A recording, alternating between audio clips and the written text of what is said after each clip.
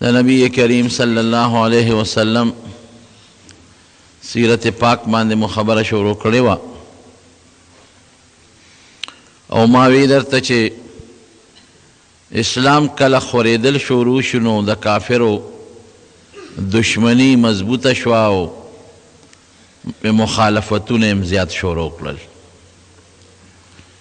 یو طرف ته به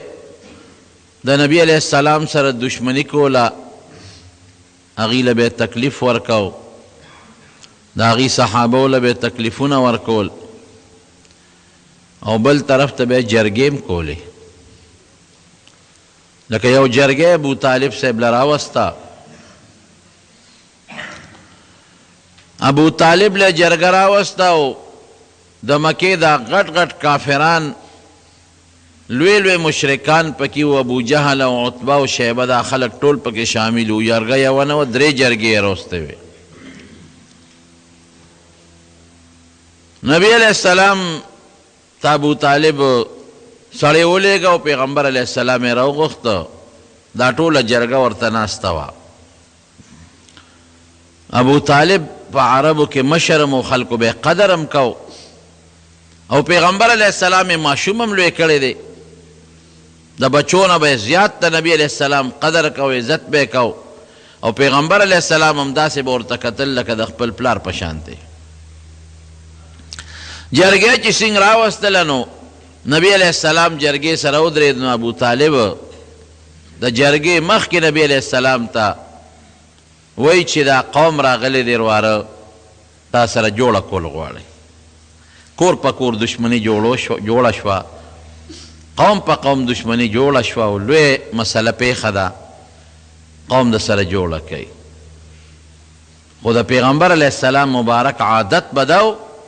چې چا به خبره کوله نو هغوی به غږ نه کو تر څو چې به سړي خپله خبره نه وه خلاصه کړې کاکاجي وایه دوی راغلی دي دوی وایي که ستا دا ورواره دا خپل څه مسله چیړي او پیسې یې پکاري نو چې څومره پیسې دی وایي موږ وله راغونډو ورکو وله که ښځه غواړي نو په مکه کې د ګوته کېږي چې د چا لور یې خوښوي موږ ورکو هغه زمانه کې دا پابندي نه وه چې یوه ښځه او که دوه دی او که درې دي عربو کې دا څلور ښځې دا پابندي وروستو راغلې ده چې څلورو نه زیاتې ښځې به څوک نه کوي کومه جینۍ یې خوښوي د چا لور یې خوښوي ګوته دې کېږدي موږ له فخر دی په دې نه ځکه نبي علیه السلام خو ډېر ښایسته او ښکلی او د لوی قوم سره هم تعلق او هوښیار هم قابل هم نو موږ دا په شرطونو نه ورکوو موږ دا فخر ګڼو دا زموږ دپاره لوی عزت دی چې زموږ د یو قوم د یو قبیلې جینۍ په ده باندې واده شي دې چې کومه خوښوي ګوته دې کېږدي موږ وله ورکوو که دې مشري د دې کلي غواړي اوس نه موږ مشر دی که د علاقې غواړي د مکې نه بار د نور علاقې یاره هغې کې به موله موږ وګرځو کوشش به وکړو او مشري به وله را پیدا کړو خو نور دې موږ سره جوړه وکړي په څه جوړه به په څه کوو جوړه ورسره په داسې طریقه کوو چې موږ د ده دین هم نه چیړو دې پیشه خپل لمونځ یې پیشه کوي دی دا خپل چې دی کوم عبادتونه وایي دا دې هم کوي دا په دا پابندي پې نه لګوو مرګري چې څه کوي ادب کوي هغې پابندي پې نه لګوو خو دا یو پابندي به پې لګوو چې زموږ د دین بد به نه وایي زموږ چې کوم نظام دی خپل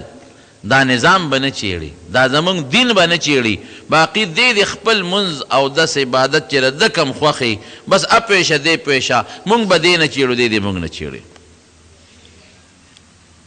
ابو طالب چې دا خبرې کله نبی علیه السلام ته وکړلې نو ابو طالب هم دا خواهش و چې دا جوړو شي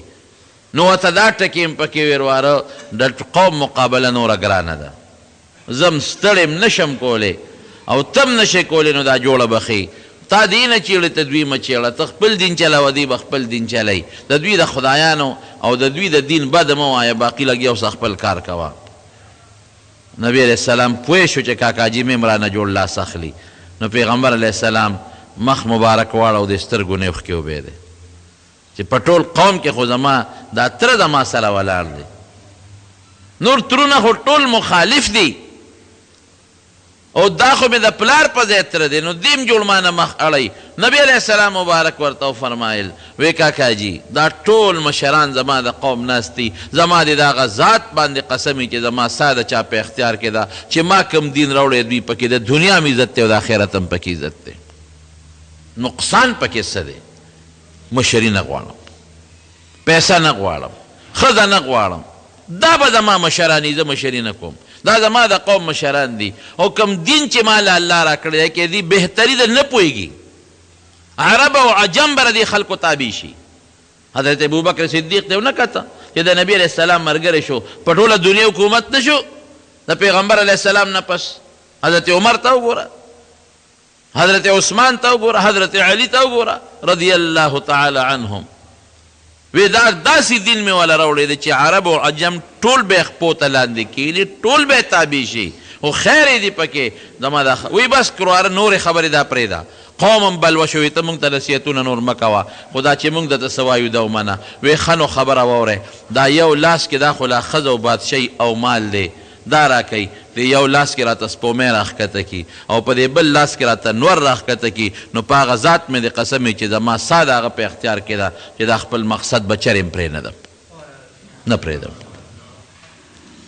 څه به کوم؟ هو الذي ارسل رسوله بالهدى ودين الحق ليظهره على دينه. ټول دینونه به د اسلام د خپو لاندې راولم،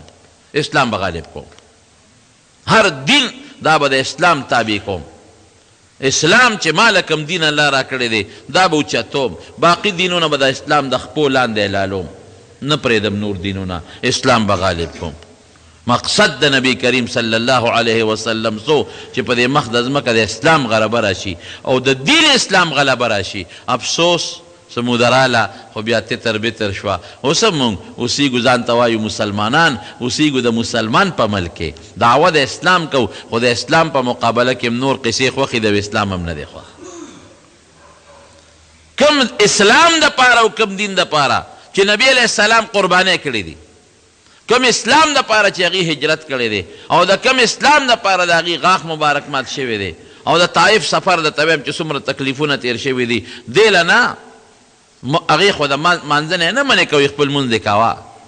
خپل ذکر و اسکار نه منې کوي، خپل ذکر و اسکار دې کوه، خپل صدقې له نه منې کوي، دا خپل دې چلوه، دې نه دې منې نه منې کوو. مونږ والا به نه چیړې. نبي علیه السلام وی خامخا به چیړم، اسلام به اوچتوم، نور دینونه به د اسلام د خپو لاندې کوم، نه پرېږدم نور دینونه، خامخا به کوم. او قوم پیشه او کار پیشه او چې مې مرګ مقرر وي د خدای له طرف نه هېڅ پروا مې نشته. او کاکاجي که ته ما سره نشې ودرېدې تا نه هم ګیله نه کوم، خیر ته به د قوم نه مجبورې اوښکې روانې کړې ولاړ. خدای دې هغه اسلام والا نظام زمونږ په دې وطن کې راولي، هغې له مونږ هېڅ کوشش نه کوو. مونږ هم په ازمونو پسې روان یو، دا فلان کې ازم او دا فلان کې ازم او فلان کې ازم. الله وی نه رضیت لکم الاسلام دینا، ما د ژوند د طریقو چې کوم نظام دله خوښ کړی دی هغه اسلام د اسلام د زندګۍ د طریق چلېدو نظام. یوازې مونځ او دس اسلام نه دی، یوازې ذکر و اسکار نظام نه دی، یوازې زکات نظام نه دی، یوازې اسلامی جامه نظام نه دی. پیغمبر علیه السلام چې کوم اسلام راوړی دی رضیت لکم الاسلام دینا، کوم اسلام ادخلوا فی السلم کافه، د نوک نه سره پورې بچي ښځې ټول معاشرتي امور انفرادي زندگی دا ټول به د اسلام لاندې تېرو. الله دې زمونږ په وطن کې د اسلام نظام راولي. کوم د پاره چې رسول الله مبارک محنت کړی دی دغې لی محنت کړی دی، د نورو څیزونو نه خو کافرو نه منې کوه سره جوړه کوله، هر څیز کې ورسره ملګرتیا کوله، وی دا به نه کېږي. لیظهره علی الدین کله، زه به دا دین دا په ټولو دینونو غالب کوم. او اقسې وکړله چې اسلام الله په ټولو دینونو باندې غالب کو او د حضور پاک د مصلې نه بیا اسلامي فیصلې به کېدلې. دغه مصله وه د حضور پاک او زناکار ته به ترې رجم میلاوېده، سنګسارېده به، د غل لاس به ترې پرې کېده او ډاکوله به سزا میلاوېدله. دغه مصله وه. پیغمبر علیه السلام دې مصلې له هغه طاقت غوښته، هغه خدای بیا حاصل که، محنت وشو الله حاصل که. د مارونو چې داسې مخې ته وکړه نو ابو طالب ورپسې آواز وکړه، پوه شو بچي په شانې لوی کړی دی، وراره وی دې خوا راشه، ته څه وایې چې زه به دنه لاس والمه، هېڅ فکر چې ونه کې د دې ټولو مشرانو د لاس خلاصي. زه به در سره یک تنها ولاړ یم، زه خپل کار کوه، خپل هېڅ فکر چې ونه کې زه د نه لاس نه اخلم. ما ته خو د پلار نه یتیم پاتې، ما ته خو د خپل نیکه نه د پلار نه عبدالمطلب نه د خپل پلار نه چې ستا نیکو یتیم پاتې، د ستا د پلار نه عبدالله نه ما ته یتیم پاتې، زه تا نشم ضایع کولی، ستا د سترګو اوښکې کرکڼې نشم لیدلی، هېڅ فکر چې ونه کې. جرګې درې وشوې، نبی علیه السلام سره 3 ځله دوی خپل غټ غټ واړه خو پرېږده غټ غټ میټینګونه، دا کارنر واړه میټینګونه پرېږده، غټ غټ میټینګونه وشو، خو د پیغمبر علیه السلام هم دقه یو خبره و، اسم نه غواړم، قل ما اسألکم علیه اجرا، په دې خپل میشن پیسه نه غواړم، ان اجر الا علی الله، اجر خو د خدای نه غواړم، ښځې او بچي او هر څه خو د الله په لاس کې دي. ناکام شو، نو چې دې کې ناکام شو نو بیا یو بله فیصله راوړه، بیا رالل زه وی بیا یو بله فیصله را سره وکړه، داسې به وکړو یو کال به موږ ستا تابع یو، ستا دین به چلو، یو کال ته موږ سره ملګرتیا وکړه زموږ د دین تابع شه، یو کال زموږ نظام، یو کال ستا نظام، یو کال ستا اسلام والا نظام او یو کال زموږ نظام. نبی علیہ السلام دا خو سو د دکاندارۍ خبره نه ده چې یو کال به دکان ته چلی او یو کال به ده چلو، او دا څه ګډه چیلی خو نه دي چې یو کال به ته پېخلې او بل کال به زه پېخلم، او داسې ځمکه خو نه ده چې یو کال یې ته کر او یو کال یې زه کرم، دا خو د عقیدې او د ایمان خبره ده. آیت نازل شو، قل یا ایها الکافرون لا اعبد ما تعبدون ولا انتم عابدون ما اعبد ولا انا عابد ما عبدتم ولا انتم عابدون ما اعبد لكم دينكم ولي دين. وی بس پته ولګېده چې تاسو زما ملګرتیا نه کوئ او زه خو ستاسو نه کوم، تاسو زما خدای ته شا کړې ده، ما ستاسو بوتانو ته شا کړې ده، زما خپل یو دین ستاسو خپل دین، زه بېخم ده چې په دې کار ونه شو، چې په جرګو مو نه شو، دې خو په یو مونږ ته نه رامایل کېږي، نو بس میټینګونه یې وکړل، وی داسې کار کوو چې بس په دې مسلمانانو باندې تکلیفونه ورکې، وهل شروع کې، دا کمزوري وهی او جګړې ورسره وکړې او دا غلامان مریان هم وهی. نو چې دا سلسله شروع شوه نو نبی علیه السلام ته دا پته ولګېده چې حبشه کې یو بادشاه د نجاشي اصحمې نومو، هلک ښه سړی دی، انصاف مزاج سړی دی، نو صحابو ته یې داسې وکړئ چې چاته تکلیف وي نو تاسو له اجازت حبشې ته لاړ شئ. نو 11 سړي او 15 کسان د پیغمبر علیه السلام په حکم او په اجازت حبشې ته لاړ. حبشه د جدې چې دا کوم لوی دریاب د جدې سره خوا کې یو طرف ته جده ده، د دې دریاب پورې غاړه یو عیسه ده، هلته حبشه ده. لاړل هغه 11 سړي او 15 ښځې څوک دي د هغې نومونه درته وایم. یو پکې حضرت عثمان رضی الله عنه دی، و یو بیبي مؤثره ده حضرت رقیه رضی الله تعالی عنها، دا د پیغمبر علیه السلام مبارکه لور ده، هم ورسره شو عثمان او د هغه بیبي. یو پکې ابو حذیفه دی. ابو حذیفه څوک دی؟ دا د مکې د کافرانو چې کوم سردار و عتبه د هغه زوی دی، پلار کافر، زوی دومره تکلیف کې د پلار به و او قوم به و چې ټینګېدی نشي غریب حبشې ته. حضرت ابو حذیفه رضی الله عنه د عتبه زوی او د هغه ښځه مو سره وه، سهله د ښځې نوم و، سهله د سهیل لور. سهیل ځان له لوی کافر دی په هغه وخت کې، هغه سره هم ښځه ده. یو بل کس و ابو سلمه به یې ورته وی او د هغه ښځه وه حضرت ام سلمه رضی الله تعالی عنها. دا ام سلمه رضی الله عنها بیا وروسته خدای پاک د پیغمبر علیه السلام نکاح له راوستې ده، ابو سلمه او د هغه ښځه ام سلمه. یو بل یو صحابي دی حضرت عامر ابن ربیعه او هغه سره هم خپله ښځه وه، لیلا یې د ښځې نوم و، لیلا بنت ابي حبشه د هغه ښځه ورسره. یو بل صحابي دی حضرت ابو صبره رضی الله تعالی عنه او هغه سره هم خپله ام کلثوم بنت سهیل د سهیل لور ده. یو بل صحابي دی حضرت عثمان ابن مزعون رضی الله عنه چې دا د پیغمبر علیه السلام رضاعي رورم و او د مدینې منورې هجرت چې وشو نو لومبې پکې دا غریب وفات شوی هم دی، عثمان ابن مزعون. مدینې ته چې هجرت وشو لومبې دی وفات شو او پیغمبر علیه السلام مبارک د ده قبر ته کېناست نو ژړلې او بیا چې قبر یې وله تیار که نو نبی علیه السلام یو صحابي ته ورشي یو تیږه راوړه چې په دې سر یې وله کېدو په دې قبر چې زه پرې د خپل ورور پېژنم. تیږه درنه وه چا نه شول اوچتولی. نو نبي علیه السلام په خپله پاڅېد. صحابي وایي د حضور پاک د هغه سپینو لیچو هغه منظر مې اوس هم په سترګو کې دی چې لستوڼي اوچت کړل او هغه تیږه یې راواغېسته او په قبر یې ورته کېښوده. وایي په دې به د خپل لور دا قبر پیژنم. دا غریب هم حبشې ته د هجرت وکړو. یو بل صحابي دی حاتب بن عمر رضی الله عنه، بل دی سهیل بن بیضا رضی الله عنه، بل دی عبدالرحمن بن عوف رضی الله عنه، بل زبیر بن العوام رضی الله عنه د پیغمبر علیه السلام د ترور زوی دی، بل دی مصعب بن عمیر رضی الله عنه. دا یولس سړي او دا 15 ښځې دا لاړل او اتفاق ته ګوره الله مدد کو چې څنګه حبشې ته چې څنګه دوی د مکې نه ووتل نو د مکې کافرانو ته پته ولګېدله چې دا 11 او 15 کسه خو رانه ووتل. نو قوم یې ولېږه وی شا به یې راوینیسئ، زر یې راولې په کړو کې راولې په زنځیرونو کې دا رانه تښتي کم خوا. دا کافر ورپسې وو دوی مخکې وو چې دوی جدې ته ورسېدل کښتۍ تیاره ولاړه وه ډکه شوې وه د یو څو کسانو ځای پکې و حبشې ته تله کښتۍ. نو دوی وله 15 درهمه ورکړل، په 15 درهمه یې ورسره په کرۍ خبره وکړه او وروختل چې کښتۍ روانه شوه څه منځې لاړه دا کافر غاړې ته ور ورسېدل. خو بیا خو کښتۍ روانه شوې وه نو دا دقسې حق دک پاتې شو. دا 14 کسان دا حبشې ته ورسېدل. چې حبشې ته دی لاړل واقعي د حبشې بادشاه ښه سړی و نجاشي. دی له ډېر ښه امن ورکړ او ویې زه بېغمه خپل کار کوئ دلته تاسو ته هېڅوک هم غږ نشي کولی. اتفاق ته ګوره یو پراپیګنډه خوره شوه وی د مکې خلک مسلمانان شوي دي، یو غټه پراپیګنډه خوره شوه.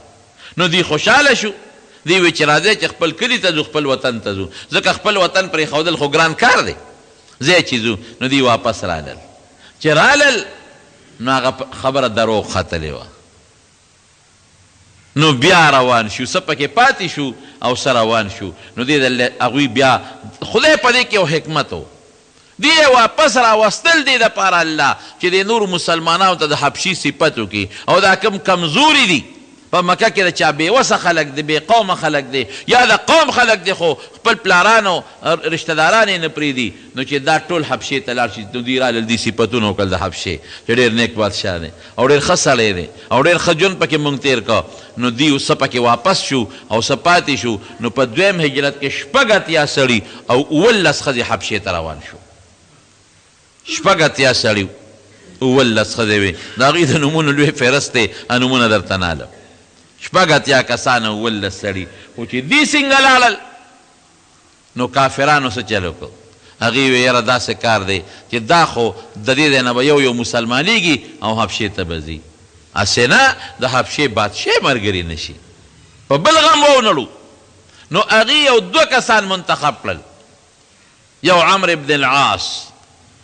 رضی الله عنه دغه وخت کې لا کافر دی وروسته مسلمانېږي، او یو عبدالله ابن ابي ربيعه. دا 2 کسان منتخب کړل وی داسې وکړئ چې تاسو لاړ شئ د حبشې بادشاه ته نجاشي له او تحفې تحایف یې ځان سره واخېستل د دنیا. نو تاسو به لاړ شئ نو د هغه چې کوم د دربار خلک دي نږدې وزیران او د هغه د پارلیمنټ او د مشورې خلک هغوی له تحفې ورکړئ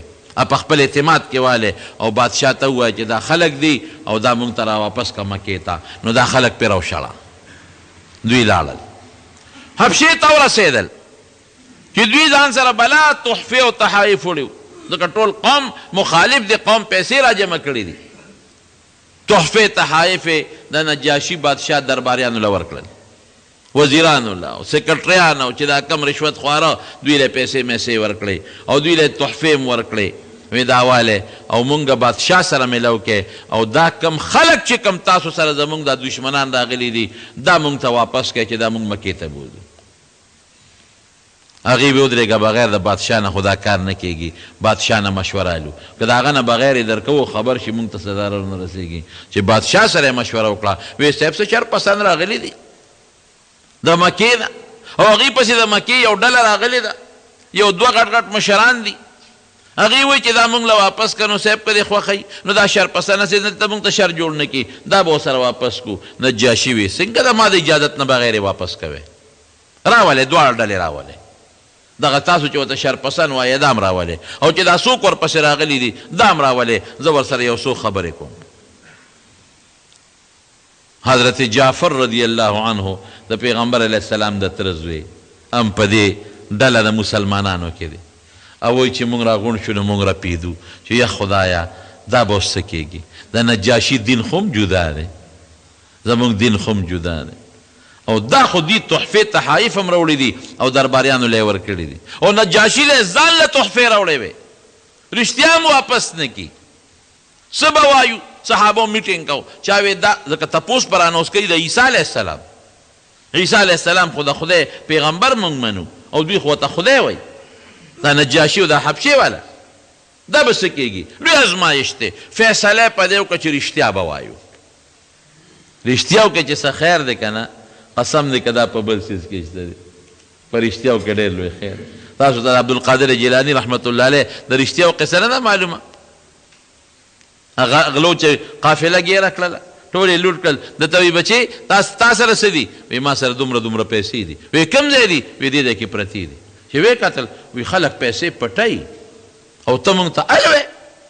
غلو ته پیسې ښې دا ولې وایي مور راته وایي چې بچې دروغ به نه وی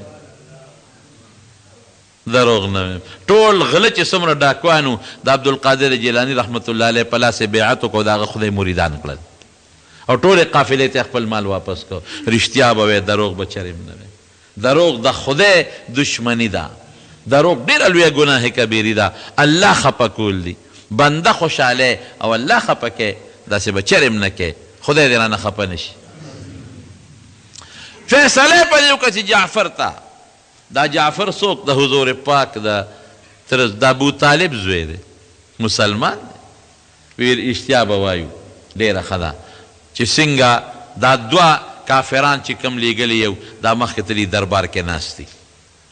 او درباریانو ډېر صفت هم کړی دی او ډېر قدر یې مولا وکړو دی کې دا مسلمانان وردن نه شو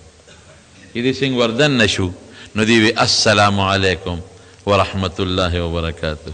د نجاشي دربار ته چې به څوک ته نو سجده به یې ورته کوله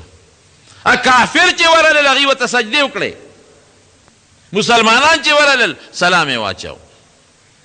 بس درباریانو ورته وایي صاحب موږ درته نه وایو چې دا کبرجن شرپسند دی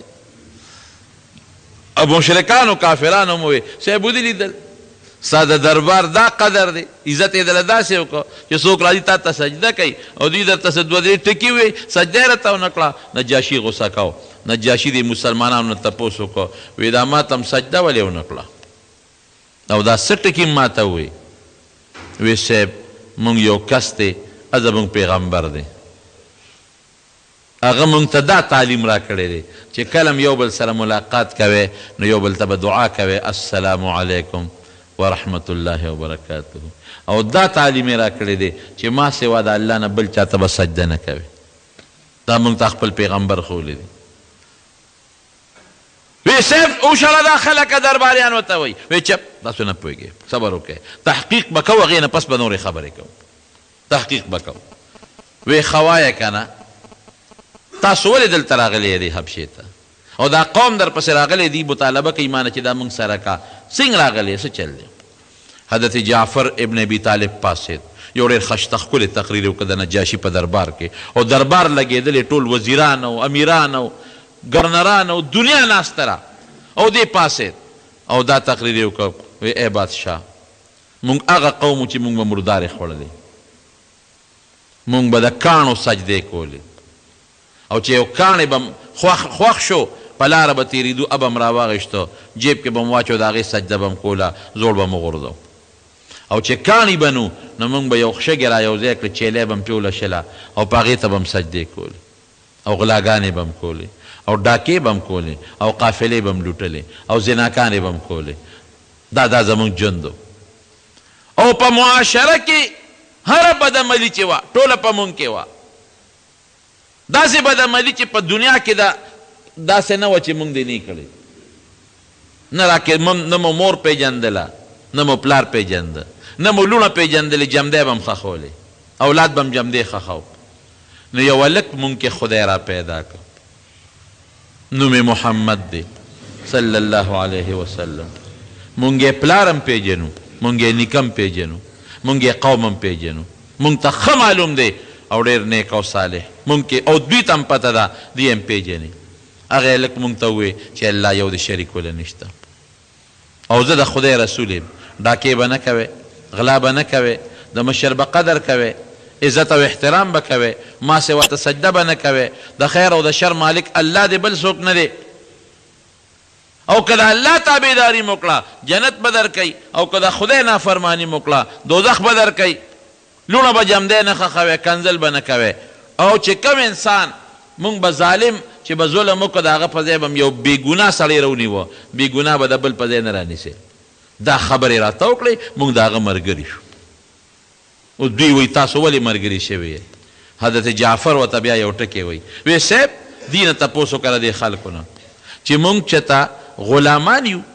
د دې خلکو، که مونږ د دوی غلامان یو نو بېشکه د دوی نه را تښتېدلي یو، نو بیا هم وله ورکه. دوی نه تپوس وکړه مونږ د دوی غلامان یو. نجاشي د هغې نه تپوس وکړو، وی دا هم غلامان دي؟ هغې وی نه نه نه، غلامان خو نه دي، دا خو اصیلان دي او د مکې د قوم مشران دي.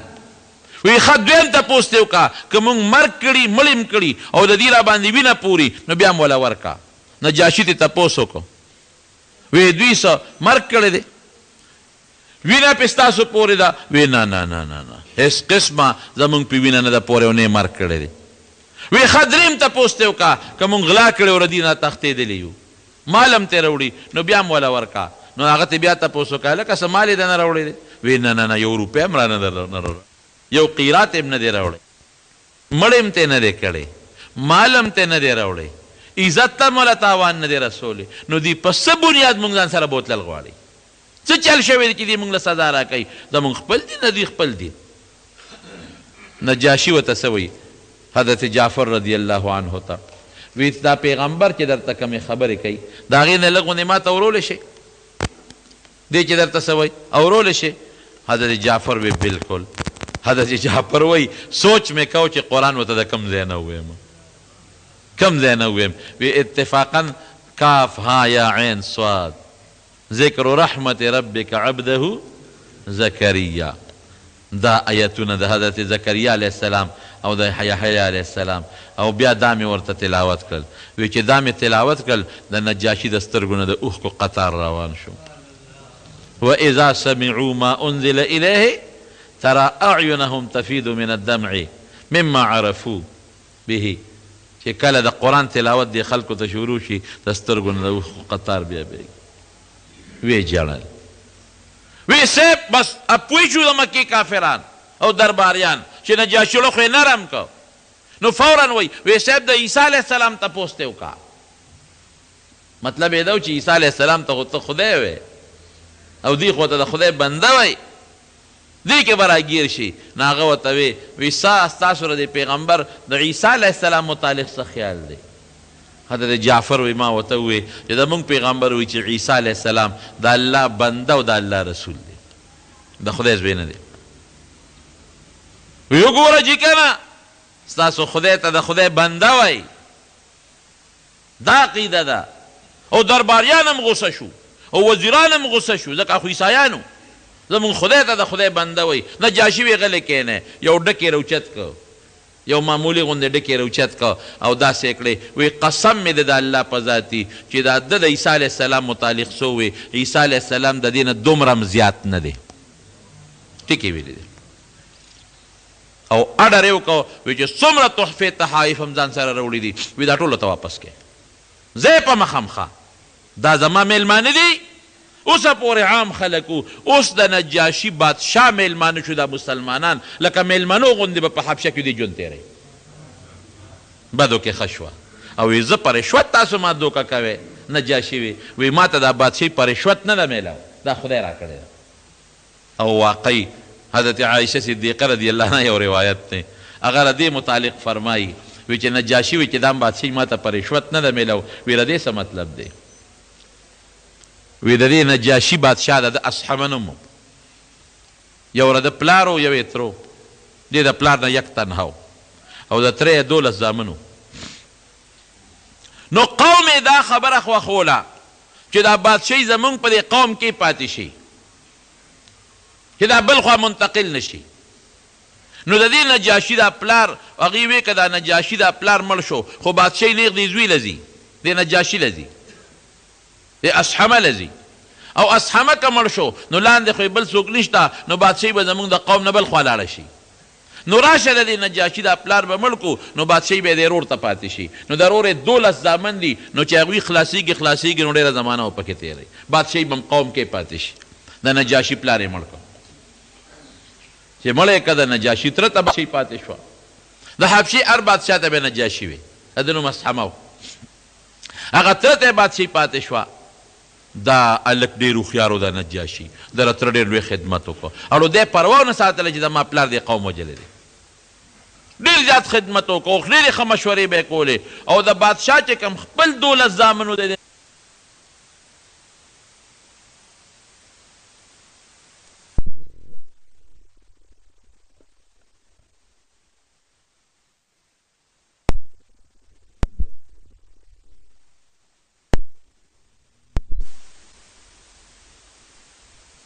که ته مړ شو د حکومت دله ځي دا هلک هوښیار دی وی څوک هم وی دا مړ که وی نه د پلار ملک اوس را باندې د غریب دا زوی وجنی وی خره دې دربار نه وباسه وی داسې به وکړم نو یو سوداګر په لاره روان و هغې راوسته نو دا نجاشي دی پې په 600 درهمه خرڅ کړ وی دې د وطن نه وباسه دا زمونږ غلام دی اتفاق ته ګوره د خدای شان ته ګوره په هغه شپه هغه تره چې و بادشاه مړ شو چې مړ شو وزیرانو میټینګ وکړه وی دا زامن خو یې ټول لوپران دي دي له خو بادشاهي نه شو ورکولی هغه هلک راغوښتل غواړي نو لاړل هغه سوداګر پسې ګرځېدل هغه یې را پیدا کړه نو واپس یې دې راوسته او دې په بادشاهۍ باندې کښېناو مفت وکې نو نجاشي وایي د مکې کافرو ته وی دا بادشاهي ما ته په رشوت نه ده میلاو ما له خدای را کړې ده تاسو ما په رشوتونو دوکه کوئ زه خدای م بیخ د هغه تحفو وباسه سرمنې ما پسې د مکې نه په تحفو کې راوړي دي دې سرمنې مرمنې وړې وې او نور څیزونه هغه یې ورته واپس کړل او خوار او رسوی را رخصت کړل او دا مسلمانان چې دا کم 18 مسلمانان او 19 ښځې دي دا زما د نن لکه میلمه غوندې بدلتی زه اوسېږې بېغمه نو صحابه کرامو خوشحاله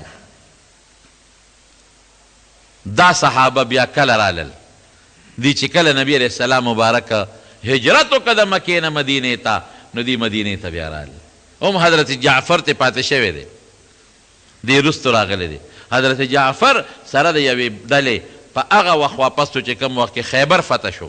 9 هجري و په هغې کې راغلی دی او دا باقي صحابه کرام چې کله مدینې ته حضور پاک هجرت وکړ نو دی مدینې منورې ته رالل او چې مدینې ته راتل عجیبه خبره وه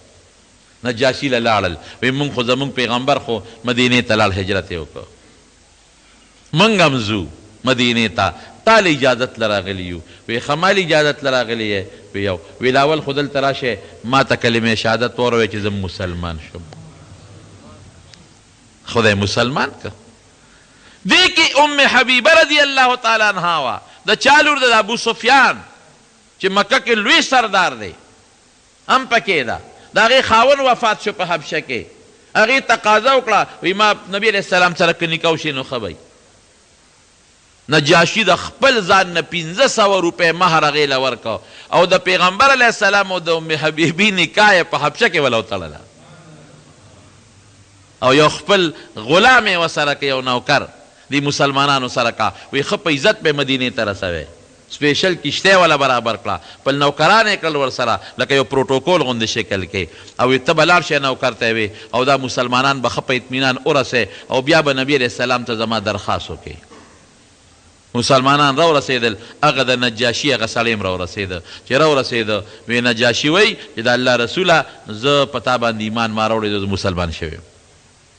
بالکل او د الله په رویستانه سوال کوم چې ماله د خدای په دربار کې بخښنه وغواړه نو نبي علیه السلام وله 3 دعاګانې وکړې چې خدای نجاشي وبخه الله ته وبخه الله ته وبخه او بیا وروستو دا نجاشي چې کله وفات شو د تمنا کړې وه چې زه به د نبي علیه السلام ملاقات له راځم خو غریب بیا مړ شو وفات شو ملاقات نصیب نه شو نو چې کله وفات شو نو نبي علیه السلام مبارک صحابو ته اعلان وکړه په جومات کې وی ستاسو هغه ورور نجاشي وفات شوی دی وی دا صاحب تاسو ته څه پته ولګېده وی جبریل علیه السلام راغی ما ته الوی او وی ما ته جبریل علیه السلام دا مو وی چې که جنازه کول غواړې چې درته یې رانږدې کړمه مې چې یو بلکل جنازه کول غواړم. نو نبی علیه السلام ځان سره صحابه کرام وویستل د مدینې منورې د جومات نه بار، او وی جبریل علیه السلام په یو وزر د ځمکه وواله، وی ما ته نجاشي کټ ښکاري او تاسو یې نینې. نو پیغمبر علیه السلام په نجاشي باندې بیا غایبانه جنازه وکړه. غایبانه جنازه دا بعضې خلک کوي، ولې زمونږ په مذهب کې د امام ابو حنیفه رحمت الله علیه غایبانه جنازه نشته. هغوی دا وایي دا د نبی علیه السلام په نجاشي غایبانه جنازه کړې ده، لیکن وروڼو په یو روایت کې راځي دا غایبانه نه وه، مونږ ته خو غایبانه ښکارېده. نبی علیه السلام وی ما ته جبریل علیه السلام د ده دا کټ راښکاره که ما لیده او تاسو نه لیده. نو گویا کې پیغمبر علیه السلام په حاضر سړي جنازه کړې، حاضر مړي باندې. اصحمه د دې نجاشي نه و، نور د حبشې هر بادشاه ته به دوی نجاشي به یې ورته وي چې دوی کله په دې کې نامراده رالل د مکې دا کافران، او قوم ته یې وایي چې مونږ خو ذلیل یې را رخصت کړو. هغه خپلې سرمنې مرمنې هم راته راپشا کړې، او تحفې تحایف هم راپشا کړل چې دا هم نه دي پکار. اوس به څه کوو؟ جرګه ناکام د ابو طالب حبشې نه نامراد رالل، په والو ټکولو په مسلمانانو ستړي شو چې کم غریبانان مسلمانانو حبشې ته لاړل، چې کم مالدارو او د قوم نه مجبورو هم حبشې ته لاړل. د مکې کافرانو یو بل میټینګ وکړو، وی داسې کوو چې د مسلمانانو خلاف مکمل بایکاټ. بنو هاشم چې کوم د نبی علیه السلام قوم دی، مکمل بایکاټ، داسې بایکاټ ورسره کوو. او خیفی بني کنانه یو ځای د مکې سره خوا کې یو خوړ دی، هلته جمع شو.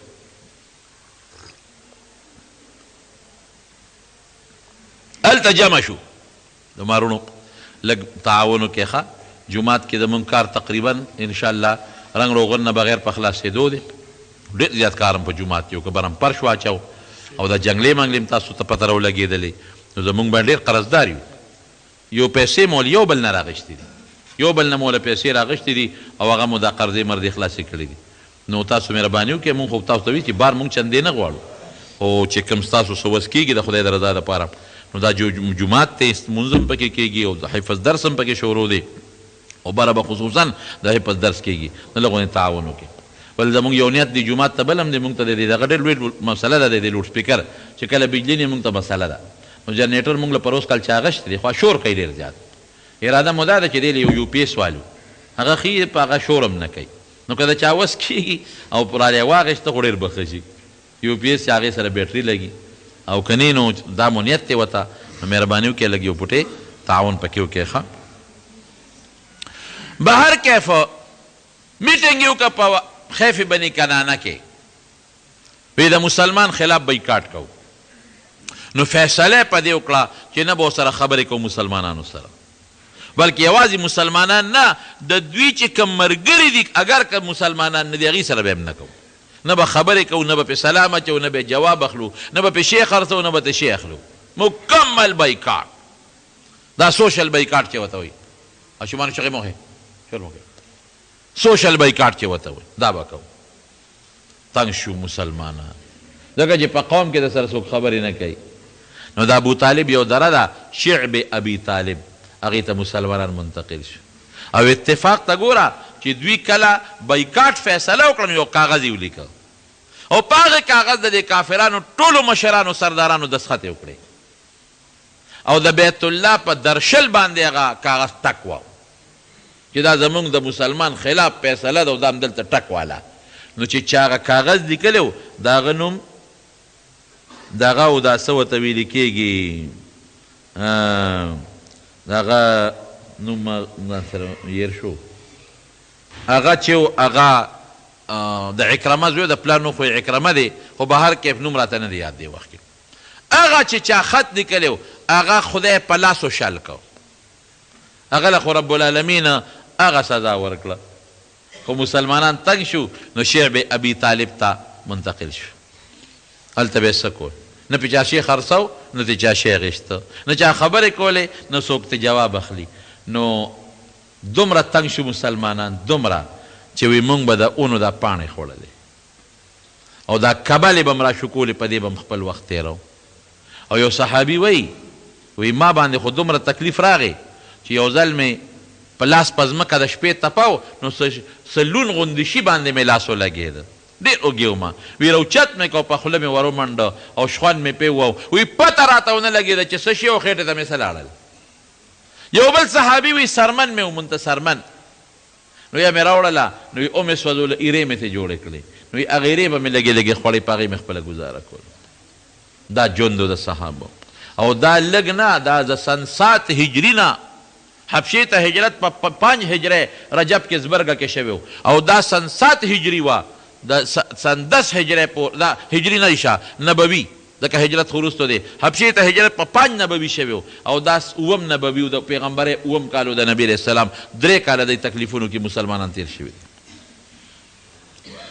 او دا ظالمان به تلله په هغه دره په غاړه کې به ورته ودرېدل نو د مسلمانانو هغه ماشومانو به د لوږې نه چغې والې جړل به نو دوی به پورې خندل داسې ظالمانو ظلم به یې کو نو پکې هر قسمه خلک وي بعضې پکې ښه خلک وي نو یو کس پکې و پکې خو حکیم ابن حزام د حضرت خدیجې رضی الله تعالی عنها د تره زوی دی هغه وی یاره دا خو ډېر لوی ظلم دی دا هغوی خپل دین زمونږ دا دونه ظلم ولې په دې مسلمانانو کوو او چې د بار نه به قافله راله او سامان به یې خرڅو نو د مکې کافر به ورته وایي ګورې په دې به نه خرڅوې نو په مسلمانانو به یې نه خرڅو او که خرڅو به نو دوی به ورته وایي د دې 10 چنده زیات قیمت ووایه نو دومره قیمت به وي چې به د اخېستو نو تنګ شو حکیم ابن حزام یو اوښ رابار که 3 کاله پې تېر شو اوښ یې بار که د غلې او د خوراک او د وازګو او چې څنګه یې بار که نو روان شو دې درې ته ور روان شو دې کې ابوجهل ولیده وی ښه حکیمه مونږ بیکاټ کړی او ته بیکاټ ماته ته جوړ مسلمان یې تا هم ورسره ملګري کو او هغه اوښ یې د لاسه ونیوه او واپس یې ترې را روان که چې دا کار دې وکړه ابوالبختري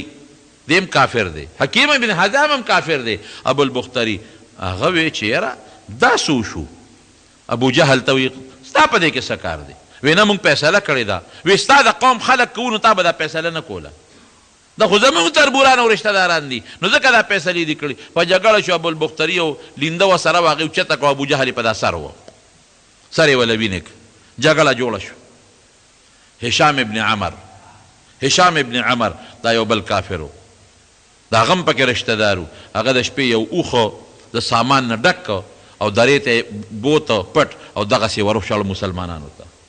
بعضې پکې بس دا یو خدای پاک داسې یو کار جوړول چې دا بعضې ښه صالحان صالح معنا مسلمان نه لکه اخلاقي طور چې کوم ښه خلک وو هغوی را یوځای شو وی دا فیصله ماته و دا مسلمانانو سره ظلم دی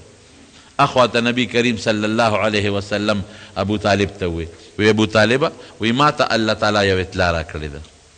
یا څنګه ده وی خدای پاک ما ته د اطلاع راله چې کم کاغذ دوی لیکلی دی او د بیت الله په دروازې ټکوالی دی نو هغه به یې نو خوړلی دی یو د خدای نوم پاتې دی او باقي به یې نو خوړلی دی ورشه کافرانو ته ووایه نو چې هر کله هغه به یې نو خوړه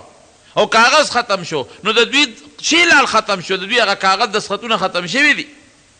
ابو طالب راغی د مکې کافرانو ته دا خبر وکړه دوی خو یې نه اورېدل خبرې ورسره نه کولې هلته بعضې هلکانو نوجوانان او بعضې پکې انصافداره مو هغې وی نه دا بیکاټ ختمو فیصله په دې شوه وی هلکه دا دې چې څه وایي ابو طالب دا خبره واورئ که دا کاغذ واقعي وی نو خوړلي بیکاټ به ختم کو اکې نه یې خوړلي نه به یې ختمو بس مجبوره شو کافران خپل منځ کې پکې اختلاف جوړ شوی چې کاغذ یې څنګه راخلاص که ویې سپړده نو د الله د نوم نه ماسوا چې څومره حرفونو ټول وی نو خوړلي بیکاټ ختم شو دا 3 کاله مسلمانانو په دې دره کې دا بیکاټ د ژوند تیر که او د اونو پاڼو په دربو په کبل خپله زندګي تیره کړه د څه د خاطره د اسلام د خاطره د دین اسلام د خاطره د اسلام داسې په اسانه نه دی راغلی چې کله پیغمبر علیه السلام بیا حجة الوداع وکړو د حج نه فارغ شو نو نبی علیه السلام وی داسې به وکړو چې هغه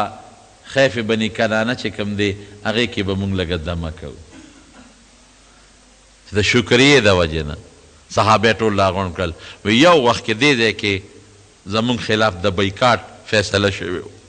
او زمونږ خلاف کاغذ دلته لیکلی شوی دی اوس خدای هغه علاقه مونږ له راکړه نو مونږ د الله شکریه ادا کوو نو پیغمبر علیه السلام په هغې کې لږه غوندې دم هم کړی و زمارونو دې دوران کې حضرت ابوبکر صدیق رضی الله تعالی عنه څومره لوی سړی دی ام مجبوره شو روان شو حبشې ته وی زه حبشې ته ځم هجرت کوم چې په لاره روان شو یو کافر دی ابن دغنه په مخه ورغی ابوبکر څه کې وی بس قوم مې نه پرېږدي زم حبشې ته نه ستا غوندې سړی چېرته زموږ نه بار تلی شي ته خو ډېر ښه سړی ته خو د کونډو رونډو خدمت کې یتیمانانو ښېګړه کې او خلکو سره احسانات کې راځه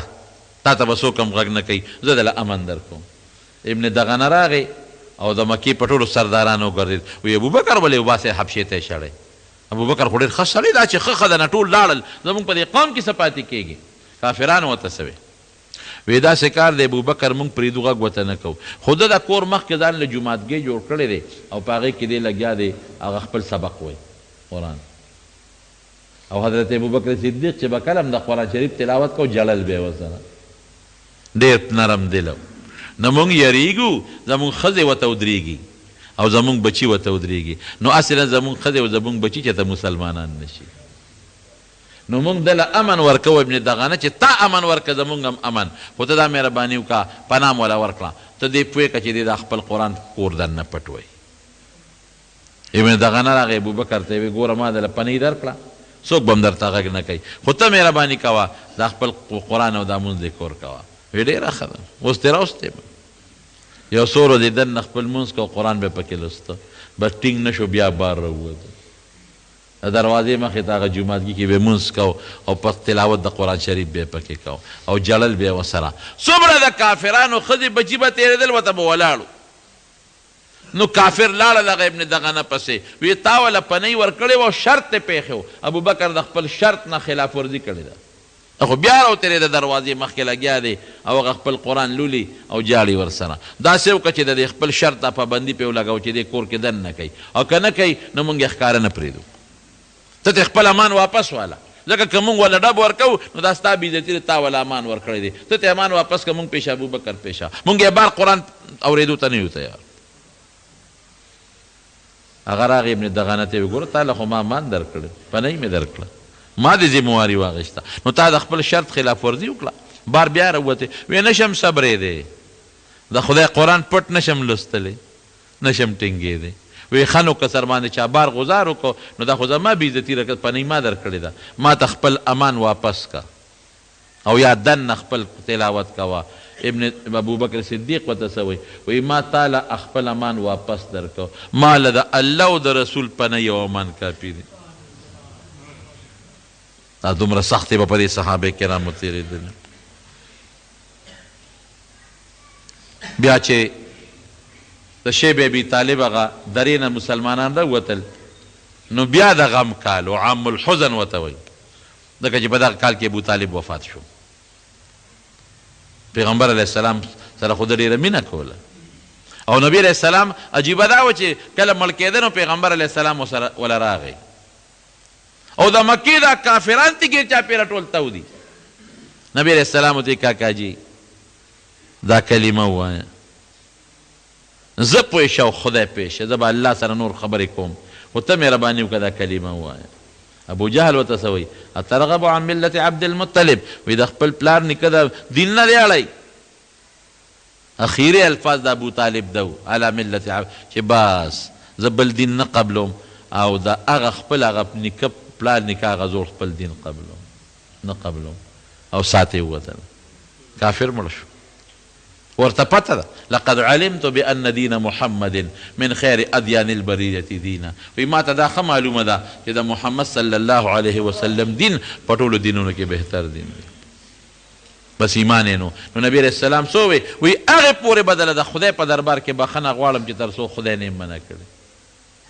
نو قرآن شریف کې الله آیتونه نازل کړل ما کان للنبي والذین آمنوا ان یستغفروا للمشرکین مسلمان سړی او پیغمبر دا به کافر له بخښنه نه غواړي کافر خدای نه بخي